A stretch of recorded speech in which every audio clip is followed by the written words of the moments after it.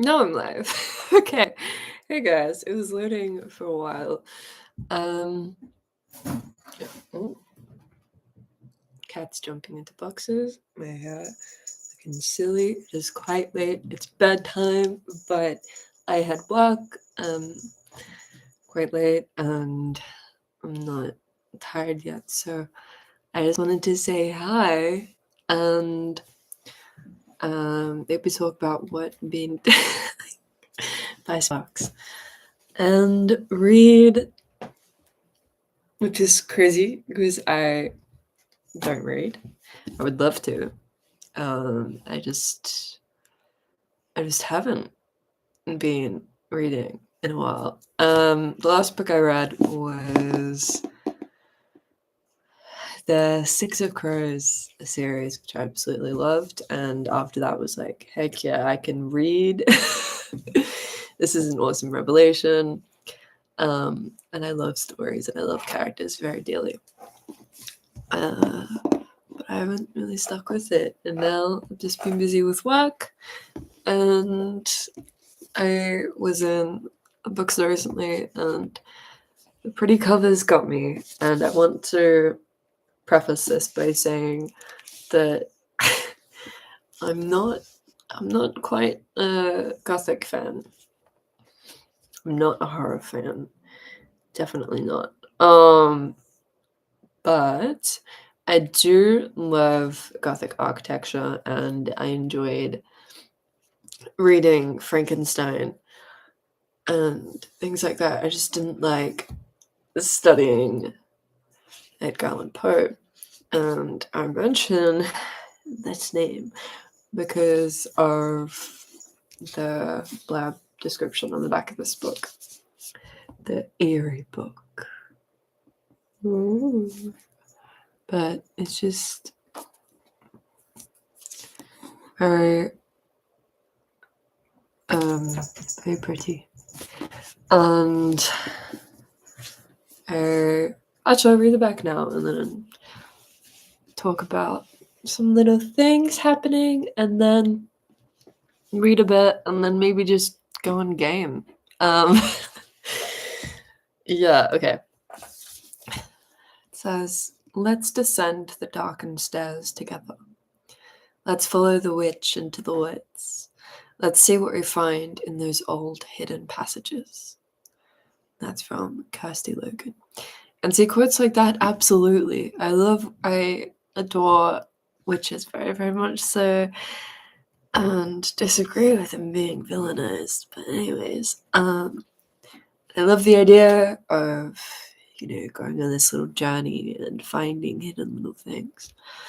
It also says, this chilling anthology, edited by Margaret Armour and first published in 1898, features classic Gothic authors Edgar Allan Poe, Mary Shelley, Thomas de Quincey, and Hans Christian Andersen, alongside well-known and influential fairy tales and folklore. Kirsty Logan's latest novel is Now She Is Witch, and her previous books include Things We Say in the Dark, The Gloaming, The Gracekeepers, A Portable Shelter, and The Rental Heart and Other Fairy Tales. Very nice. So she does the introduction of the book. I have not had a name before. I like the titles of her previous books. I've always liked fairy tales. I've always liked folklore, and I've always wanted to get more into them, and then haven't. But yeah, I think, unfortunately, I mean, maybe for some people, after studying authors like Mary Shelley, I mean, I think I did have an admiration for her after studying her works and learning about her life, and just how she wrote Frankenstein at 18 as a dare to write the scariest story. And it was, it was storming that night, and just the whole tale of that was really cool. But with writers like Edgar Allan Poe and focusing on their works for like months in high school, it probably wasn't months. it was probably like 2 weeks, but just felt like so long. It's like, okay, this is just a weird guy who also grosses me out. And I could go into it, but I'm not going to. If you enjoy his work, that's fine. That's fine. You enjoy that, and you can happily gatekeep it from me. If you have an issue with me live streaming, attempting to read a Gothic excerpt, then you can bring it up with my gargoyles. Okay. Before I get into that, I also got summoned to the seance, Spirit Tales from Beyond the Veil. So from the British Library, Tales of the Weird. And I'm not going to read the back of that right now because I'm not going to read it on this stream, I don't think. But again, very cool cover. And I've been pondering seances quite a bit this year. And yeah, thinking about spirits and energy. Sorry if you can hear Sparkle cleaning herself. And yeah, I'm someone who I'm open to the idea of spirits. I just put it in my mind that if they do exist or are around me, that they're not there to harm me. Because I don't think it would do me any good to get in my head thinking that there's, malicious spirits out to get me. Yeah. Anyways, there's a lot to that as well. But okay. I've bought a lot of stickers recently, so that is fun. Maybe comment if you want to see them. Just a whole little sticker haul.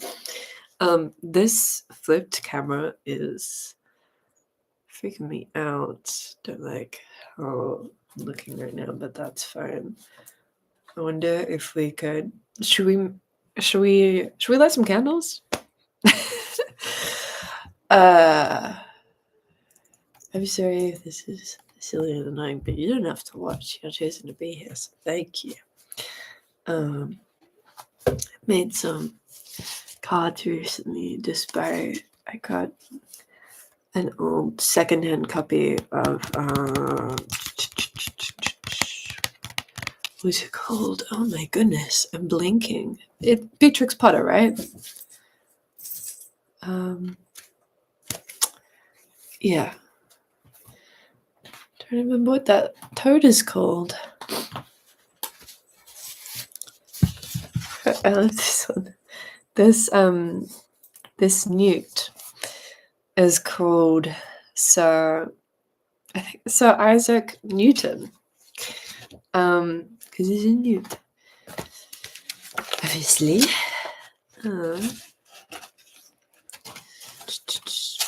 Yes, The Tale of Mr. Jeremy Fisher by Beatrix Potter, who did Peter Rabbit. Is that fun? And what was I going to say? I'm just drinking some Irish breakfast tea. Been thinking about Ireland a lot. And to wake myself up, I've been listening to Irish rap. Obviously, NACAP, Bob Dylan, and whoever else appears in Shuffle. So that's how I've learned about Belfast. Yeah. I forgot what else I was going to say. Other than working and sleeping and just lying down with my lovely little cats who are chasing each other right now, I've been... I haven't had the focus and time to just sit and play my little games. Because I like being really into my story games. So instead, I've just been playing YouTube playables because they've got. I'm scared that someone had joined for a second, like someone who I don't know. They're just, anyways. And I've just been playing Adorable Home because it's so chill and I can just do it for like a minute.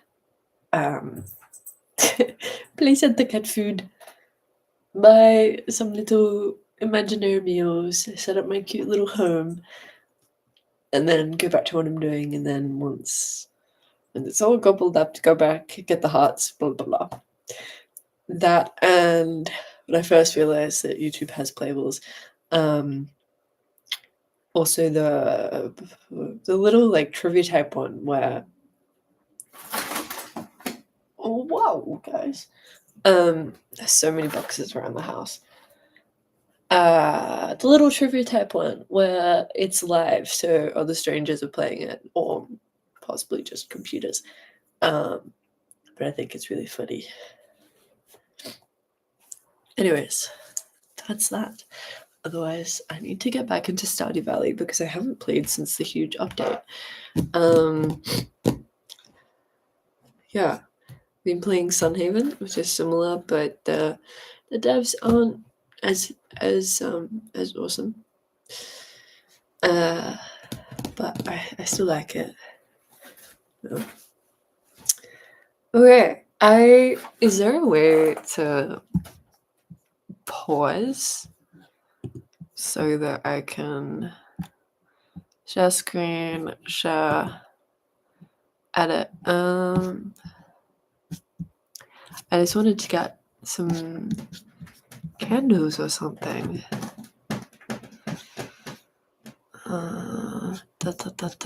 Guys, I don't know how this works. I've just been chatting away for 12 minutes. It's so scary.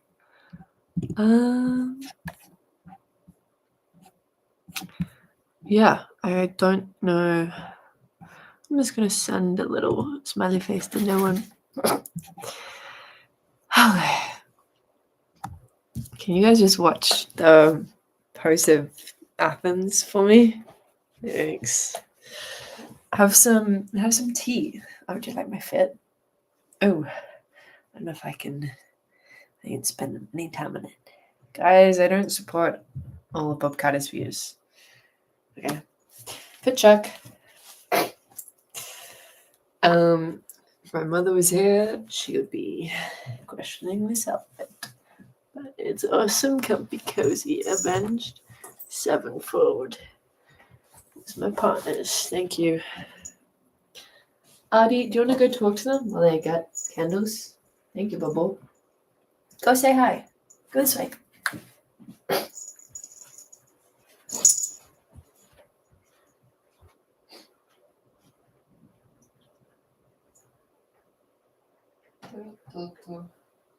Don't worry, guys, I'm still here.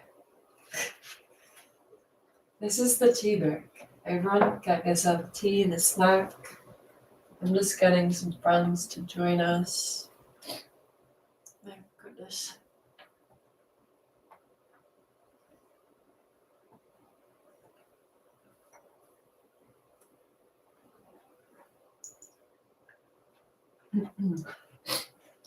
Hi, Adi, darling. Don't you need the candles? Alright, this is actually my candle for Persephone. But now's actually a good time. It's nearly spring. We got this with some Coral Raven. Honey got a little candle that fits in it. Here's from that. Here. As an amethyst, I think. A butt. Oh, why does it feel weird on? My cat has been playing with the bat. Cat butt, so cute. And Edward. Hi guys. He sparkles. What if it was just Edward reading to you? I'd probably prefer that. Some of others just left. Right. Don't know what that voice was. I have fun here. I have fun. I hope you're doing well, by the way. Sorry I didn't ask though I say that earlier. How you're not even going to be able to see them. Wait, if I move him, don't need my phone right now. Yup. Leaning against the Never for Christmas tarot deck. Hoping to do some readings tomorrow. Where can Edward go? Can you just really stand up properly? Good setup. Don't fall into the fire. Gas. Sorry. Actually, I'm not sorry. This is my channel. If you're here, then you understand. Okay. My red head. I don't like this limited edition cover. Sorry, guys. They're actually doing a competition recently where you could enter your design for a box, which is cool. I think I'm gonna need another. Edward, be so careful. Edward, I'm sorry, I forgot that you can burn. Oh, guys. We'll get there. Like 20 minutes in. We'll do what we said. What I said I was going to do.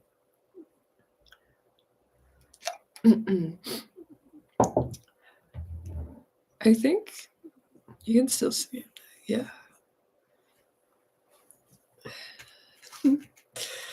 Setup goes on. Okay. Oh, it's a shame you can't see that. That is really precarious with me reading a book. If I just... Okay. Just need none of my cats to jump up here and we're fine. I also... Oh, the crackling sound is so nice.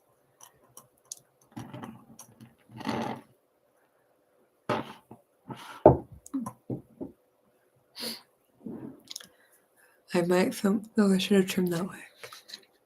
It's smoking a bit. Anyways. I might film an ASMR video later. Let's see if that's... Oh my goodness. Well, I look weird like that. But, I don't want this one. I put it or no. Okay. And can I read in this lighting? Is the other? Yes, I can. Gosh, I look like a vampire. I could have done that. I should have. No, don't worry. Who does that start with? What should I? Okay.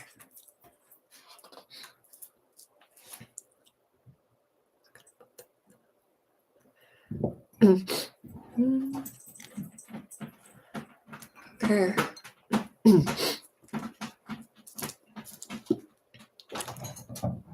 I put that. Sorry.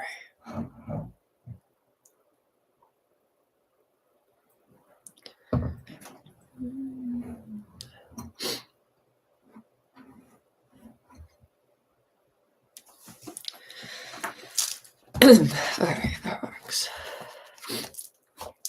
So it's good. So finally reading the Eerie Book.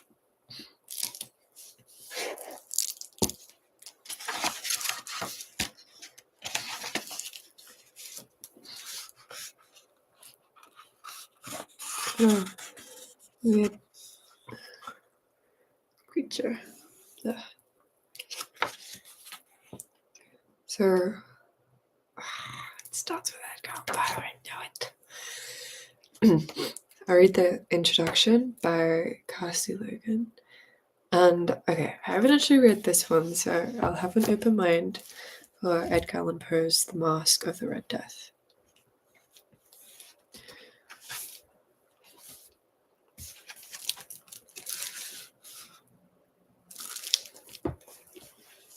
Such a creaky book.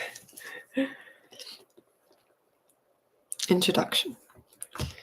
We have always been haunted. We will always be haunted. We love to be haunted.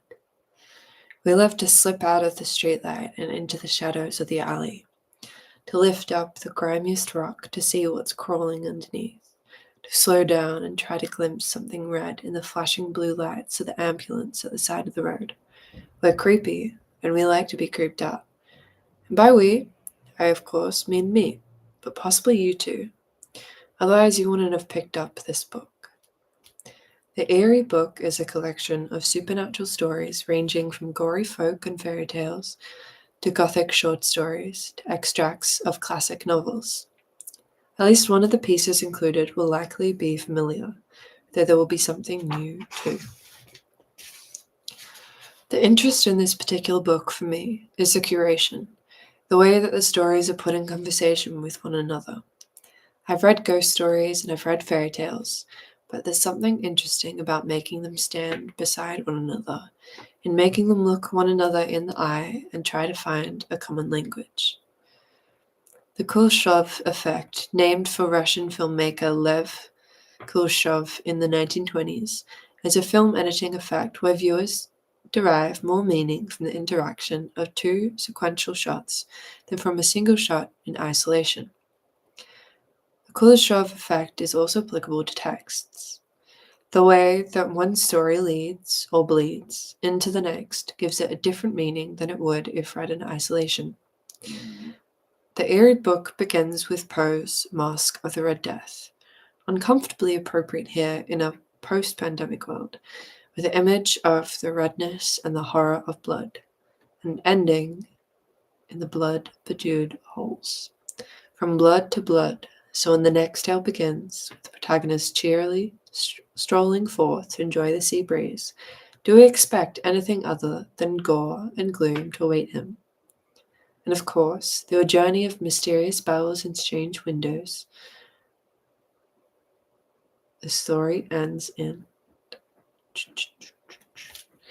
And it continues. I don't want to. Maybe I'll leave the introduction at that. It talks about the illustrator, William Brown, credited as WB, and now The Masque of the Red Death. And it is the image for that. Sorry, my tummy's making sounds. As you may have noticed, I'm doing this largely for myself because for some reason I find that I'm able to read this way. I just don't bring myself to read enough, and so I'm gonna try to start a little weekly book club with friends soon. But in the meantime, here you are. Sorry about the cats running around. Anyways. The Red Death had long devastated the country. No pestilence had ever been so fatal or so hideous. Blood was its avatar, and its seal, the redness and the horror of blood. There were sharp pains and sudden dizziness, and the profuse bleeding at the pores, with disillusion. The scarlet stains upon the body, and especially upon the face of the victim, were the pest ban which shut him out from the aid and from the sympathy of his fellow men, and the whole seizure, progress, and termination of the disease were the incidents of half an hour. But the Prince Prospero was happy and dauntless and sagacious. When his dominions were half depopulated, he summoned to his presence 1,000 hale and light-hearted friends from among the knights and dames of his court, and with these retired to the deep seclusion of one of his castellated abbeys. This was an extensive and magnificent structure, the creation of the prince's own eccentric yet august taste. A strong and lofty wall girdled it in. This wall had gates of iron. The courtiers, having entered, brought furnaces and massy hammers, and welded the bolts. They resolved to leave means neither of ingress nor egress to the sudden impulses of despair from without or of frenzy from within. The abbey was amply provisioned. With such precautions, the courtiers might bid defiance to contagion. The external world could take care of itself. In the meantime, it was folly to grieve or to think. The prince had provided all the appliances of pleasure. There were buffoons, there were improvisatori, there were ballet dancers, there were musicians, there was beauty, there was wine. All these and security were within. Without was the Red Death. It was toward the close of the 5th or 6th month of his seclusion, and while the pestilence raged most furiously abroad, that the Prince Prospero entertained his 1,000 friends at a masked ball of the most unusual magnificence. Anyways, sorry. It was a voluptuous scene, that masquerade. But first let me tell you of the rooms in which it was held. There were 7. An imperial suite. In many palaces, however, such suites form a long and straight vista, while the folding doors slide back neatly to the walls on either hand, so that the view of the whole extent is scarcely impeded. Here the case was very different, as might have been expected from the Duke's love of the bizarre. The apartments were so irregularly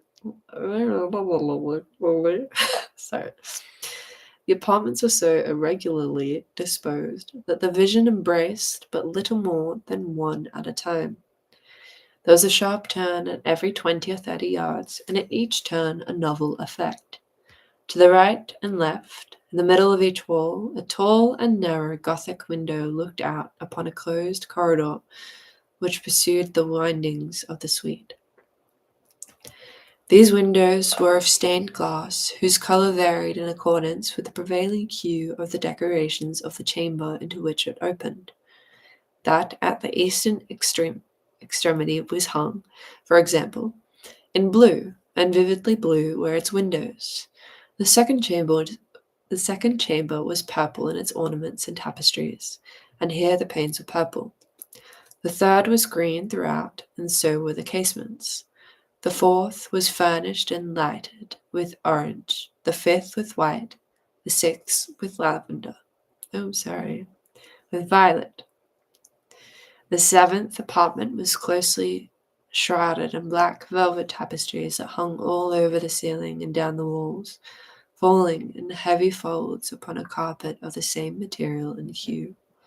But in this chamber, only the color of the windows failed to correspond to the decorations.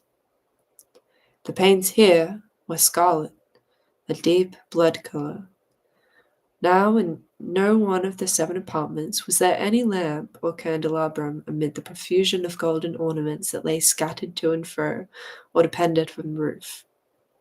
There was no light of any kind emanating from lamp or candle within the suite of chambers, but in the corridors that followed the suite there stood, opposite to each window, a heavy tripod bearing a brazier of fire that projected its rays through the tinted glass and so glaringly illuminated the room. And thus were produced a multitude of gaudy and fantastic appearances.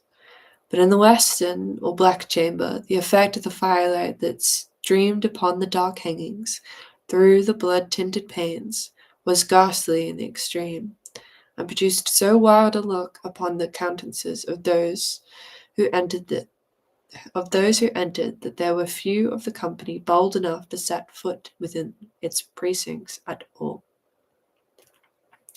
It was in this apartment, also, that there stood against the western wall a gigantic clock of ebony.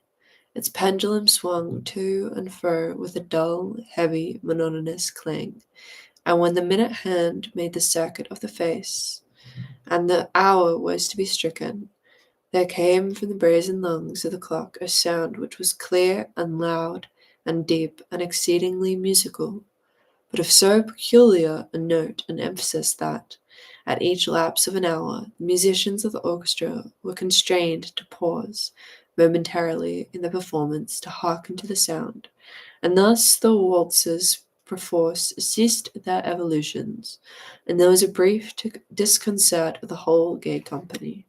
And while the chimes of the clock yet rang, it was observed that the giddiest grew pale, and the more aged and sedate passed their hands over their brows as if in confused reverie or meditation. But when the echoes had finally ceased, a light laughter at once pervaded the assembly. The musicians looked at each other and smiled, as if at their own nervousness and folly, and made whispering vows to each other that the next chiming of the clock should produce in them no similar emotion. And then, after the lapse of 60 minutes, which embraced 3,600 seconds of the time that flies, there came yet another chiming of the clock, and there were the same disconcert and tremulousness and meditation as before. But in spite of these things, it was a gay and magnificent revel. The tastes of the Duke were peculiar. He had a fine eye for colours and effects. He disregarded the decora of mere fashion. His plans were bold and fiery, and his conceptions glowed with barbaric lustre. There are some who would have thought him mad. His followers felt that he was not. It was necessary to hear and see and touch him to be sure that he was not. He directed in great part the movable embellishments of the seven chambers upon occasion of this great fete, and it was his own guiding taste which had given character to the masqueraders. Be sure they were grotesque. There were much glare and glitter and piquancy and phantasm, much of what has since been seen in Hernani. There were arabesque figures with unsuited limbs and appointments. There were delirious fancies such as the madman fashions. There were much of the beautiful, much of the wanton, much of the bizarre, something of the terrible, and not a little of that which might have excited disgust. To and fro in the seven chambers there stalked, in fact, a multitude of dreams. And these, the dreams, writhed in and about, taking hue from the rooms, and causing the wild music of the orchestra to seem as the echo of their steps. And anon there strikes the ebony clock, which stands in the hole of the velvet, and then for a moment all is still, and all is silent, save the voice of the clock. The dreams are stiff frozen as they stand, but the echoes of the chime die away. They have endured but an instant, and the light, half-subdued laughter floats after them as they depart. And now again the music swells and the dreams live, and writhe to and fro more merrily than ever, taking hue from the many-tinted windows through which streams the rays from the tripods. But to the chamber which lies most eastwardly of the seven, there are now none of the maskers who venture, for the night is waning away, and there flows a ruddier light through the blood-coloured panes, and the blackness of the sable drapery bows. And to him whose foot falls upon the sable carpet, there comes from the near clock of ebony a muffled peal more solemnly emphatic than any which reaches their ears who indulge in the more remote gaieties of the other apartments. But these other apartments were densely crowded, and in them beat feverishly the heart of life, and the revel went whirringly on, until at length there commenced the sounding of midnight upon the clock. And then the music ceased, as I have told, and the evolutions of the waltzes were quieted. There was an uneasy cessation of all things as before. But now there were 12 strokes to be sounded by the bell of the clock, and thus it happened, perhaps, that more of thought crept with more of time into the meditations of the thoughtful among those who revelled. And thus, too, it happened, perhaps, that before the last echoes of the last chime had utterly sunk into silence, there were many individuals in the crowd who had found leisure to become aware of the presence of a masked figure which had arrested the attention of no single individual before. And the rumor of this new presence having spread itself whisperingly around, there arose at length from the whole company a buzz or murmur, expressive as of disapprobation and surprise, then finally of terror, of horror, and of disgust. Careful, my darling. Come this icebox. Oh. Sorry, darling. In an assembly of phantasms such as I have painted, it may well be supposed that no ordinary appearance could have excited such sensation. In truth, the masquerade license of the night was nearly unlimited, but the figure in question had out-Heroded Herod, and gone beyond the bounds of even the prince's indefinite decorum. There are chords in the hearts of the most reckless which cannot be touched without emotion, even with the utterly lost, to whom life and death are equally jests. There are matters of which no jest can be made. The whole company, indeed, seemed now deeply to feel that in the costume and bearing of the stranger neither wit nor propriety existed. The figure was tall and gaunt, and shrouded from head to foot in the habiliments of the grave. The mask which concealed the visage was made so nearly to resemble the countenance of a stiffened corpse that the closest scrutiny must have had difficulty in detecting the cheat. And yet all this might have been endured, if not approved by the mad revellers around. But the mummer had gone so far as to assume the type of the Red Death. His vesture was dabbled in blood, and his broad brow, with all the features of the face, was besprinkled with the scarlet horror. When the eyes of Prince Prospero fell upon this spectral image, which, with a slow and solemn movement, as if more fully to disdain its role, stalked to and fro among the waltzers, he was seen to be convulsed in the first moment with a strong shudder either of terror or distaste, but in the next his brow reddened with rage. "Who dares?" he demanded hoarsely of the courtiers who stood near him. "Who dares insult us with this blasphemous mockery? Seize him and unmask him, that we may know whom we have to hang at sunrise from the battlements."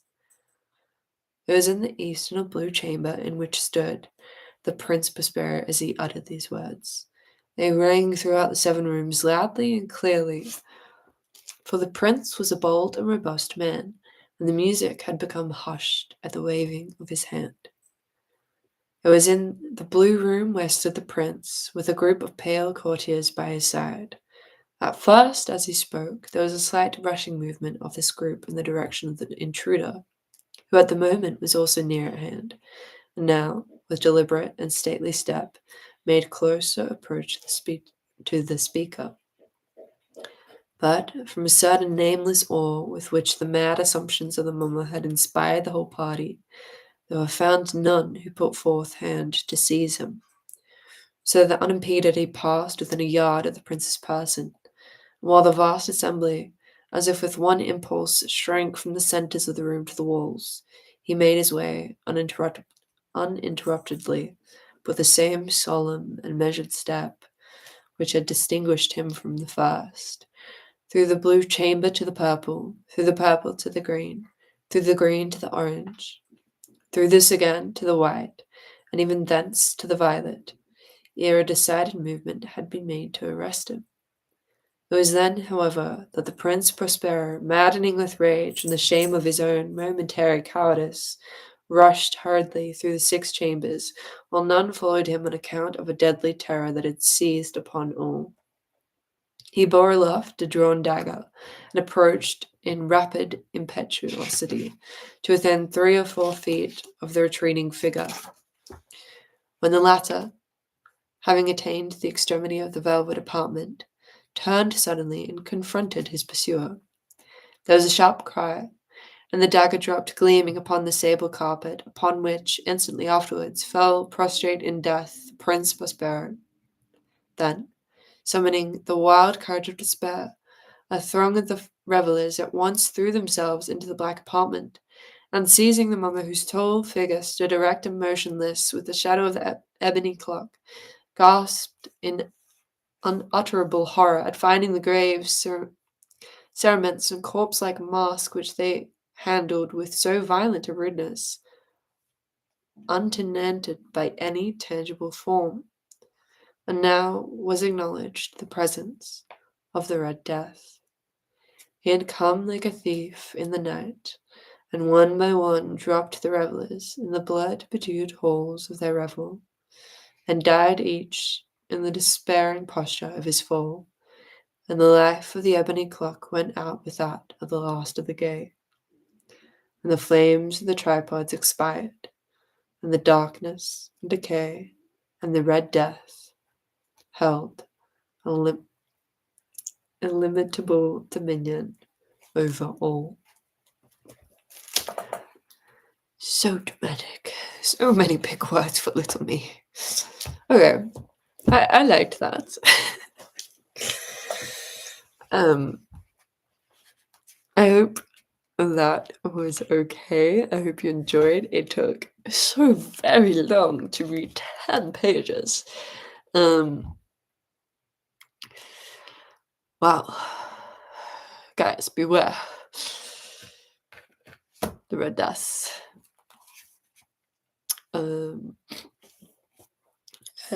Yeah. I still want to go to a masquerade. I hope no one brings the plague. Please, no one bring the plague of any kind. Keepers. I don't know if you could hear this little. Did you guys like that? Guys, did Edward die of a plague? I'm so sorry. I'm so sorry, Edward, if you were there. Oh, that's awful of me. Little bat enjoyed. The ending was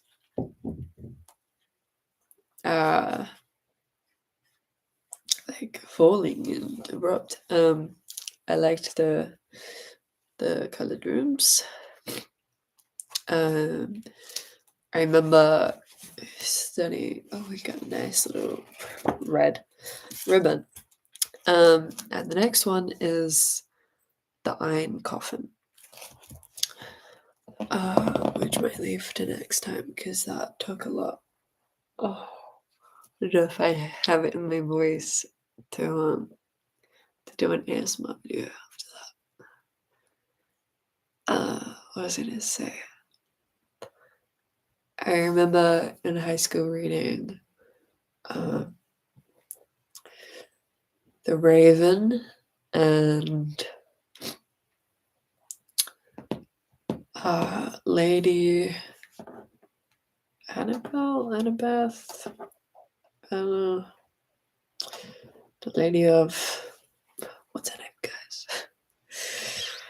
Oh, the one that's about his dead cousin, and it was weird and gross, and I didn't like it. I'm sure there's some Edgar Allen Poe fanatic who's gonna correct me on that. Yes, but I keep blanking on names. The author of the Mortal Instruments. She did a series based on that, and based on that poem, and I actually really liked it until towards the end. I don't hang out with you soon, Sparkle. What was the other one? And that one with the like beating heart under the floorboards. I hated that. I've never been one for gore, but I think I'm much better at handling it now. Probably because of my little cat's trying to catch things and bringing me gifts, which is you're so cute though.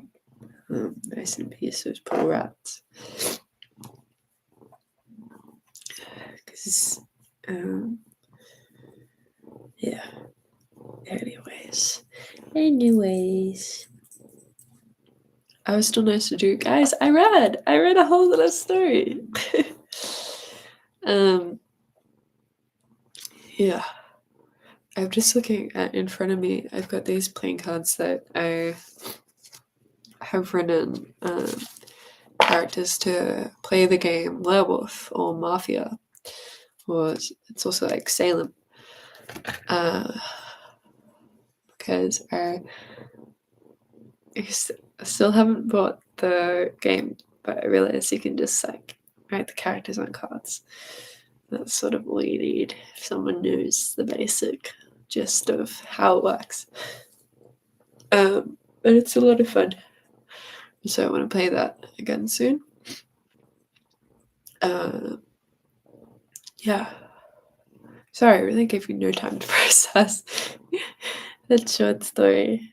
But yeah, let me know if you want me to keep reading that, or if you want a discussion alive about something else, or to read something else. Like I still need to read Anne of Green Gables, which I've watched the modern series Anne with an E.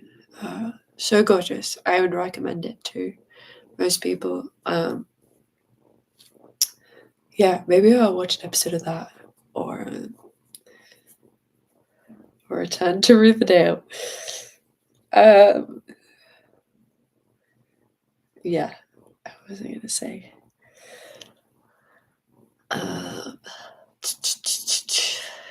Where was I going with that? Anthony.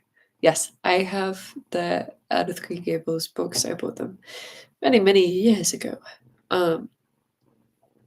So you could read that. I never finished reading Little Women.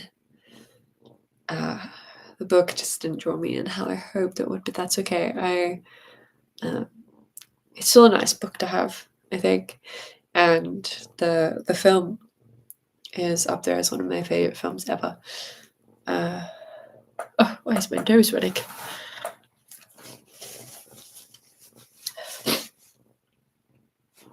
Hope the home enjoyed our little tales tonight.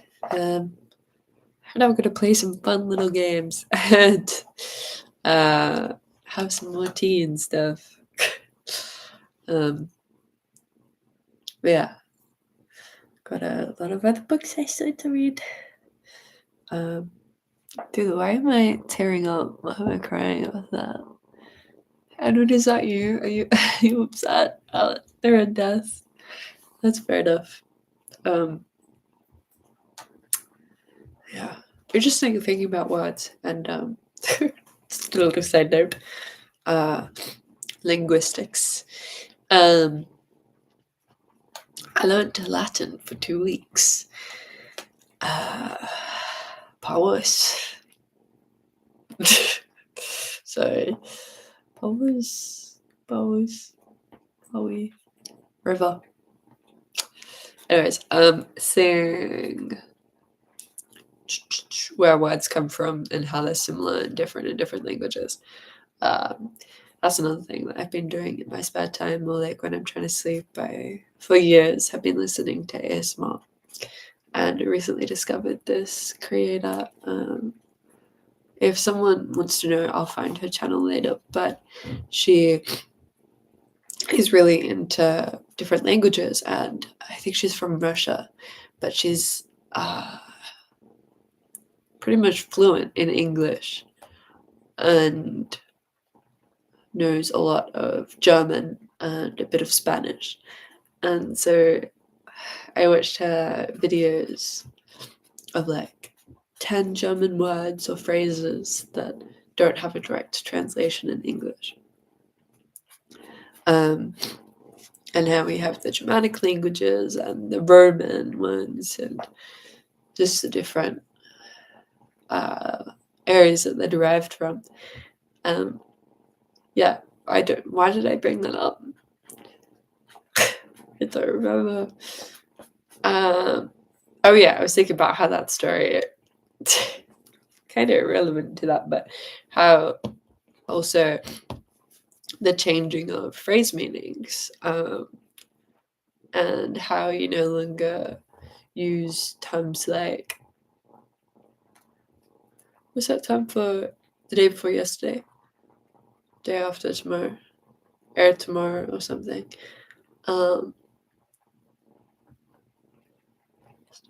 Forgotten it. It's a funky little term. But in that story, obviously it said gay a lot to mean merry and joyful. And you just don't hear people saying that much anymore. That they're feeling gay. Well, not in the same context. You guys know what I'm saying. You know what I'm saying. Words are interesting. They can be cool. But then other times it's like, I don't want to get too pretentious and be like, actually, the correct terminology. I don't know why my voice did that. It just reminded me of Rocky Horror. And sounding hammers fleeting. Yeah. There's so many things I could talk about. Can you hear Sparky? She's just on my lap. Need to trim your claws, darling. But yeah, anyways, how are you? Let me know what you've been up to, any good books that you've read recently. If you have a do you want a tissue? If you have a book club of friends or been trying to make one, or if you do podcasts or something, let me know. I love hearing about other people's interests, and I think one of the most beautiful things is, sorry, my voice and how it changes is getting to me, but yeah, one of the most beautiful things is watching and listening to another person just talk about their interests and how much they adore something, no matter how like small or weird it is, as long as it doesn't like harm other people. Yeah, I think I think that's when I'm like most in awe and like in love with people, is when they just talk about something that they love or someone they love, and it's such a nice way to connect. It's so sweet. So tell me about your interest and what you've been doing. I've also been trying to write letters and notes to people more. So shout out to my lovely friend who's in a different city to me.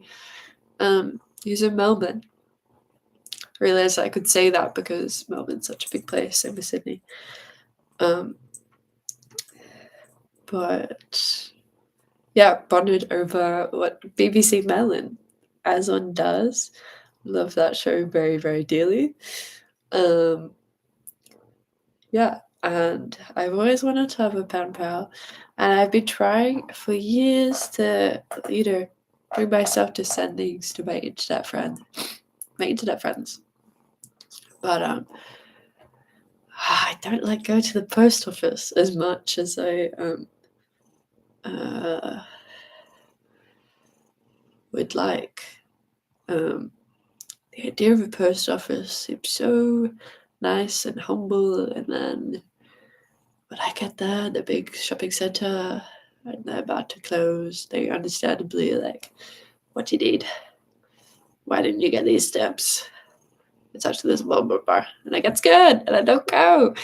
Blah blah blah blah blah, and it was expensive, but I'm working more now, so I can finally treat myself to some stamps. Oh, anyways, such a long chat. You know what? It's so late that I need to start looking at how long this has gone for. Hate time, but worth it, worth it. Music. I achieved something by reading again, and I hope that me stumbling over words didn't take away from it too much.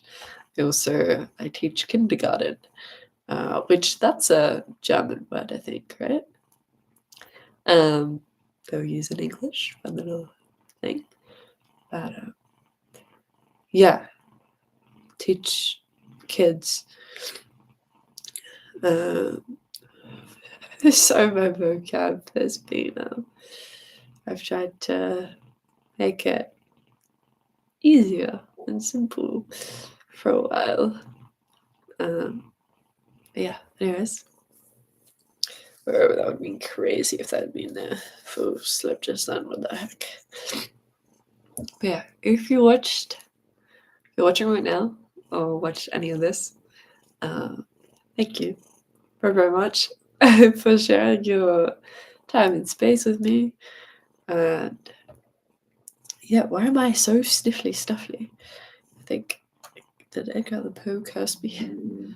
Oh my goodness. He tummy sounds. I'm gonna go to the bathroom and then do something chill and nice. I should probably sort my clothes. Guys, I have my channel out so that I can do a giveaway for you all. Yeah, anyways.